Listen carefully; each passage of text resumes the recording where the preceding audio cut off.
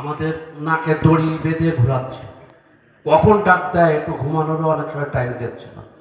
তো আমি বিএনপির ভাইদেরকে বলবো যে আমাদের প্রধানমন্ত্রী যে নির্দেশনা দিয়েছেন উনি কিন্তু পরিষ্কার বলেছেন, রংপুর না মাঝে যে দিনাজপুরে গিয়েছিলেন উনি ওখানে বলেছে যে নেতা কর্মীদের উদ্দেশ্যে, তোমরা যদি বিএনপিকে ভালোবাসো, মানুষের পাশে যে যাও, মানুষকে ভালোবাসো, মানুষ তোমাদেরকে ভালোবাসবে।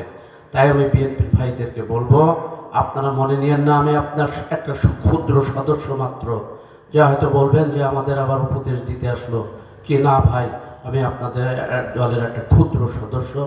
আপনারা মানুষের পাশে সেবার কাজে থাকবেন। আর রাজনীতি, এটাই রাজনীতি, আপনি মানুষের সেবা করবেন, মানুষ আপনার জন্য দোয়া করবে, এটাই আপনার কাজে লাগবে। তো যা হোক, কথা বাড়িয়ে ফেললাম, কেউ কিছু মনে নিয়েন না। আর আমি এই মাদ্রাসার জন্য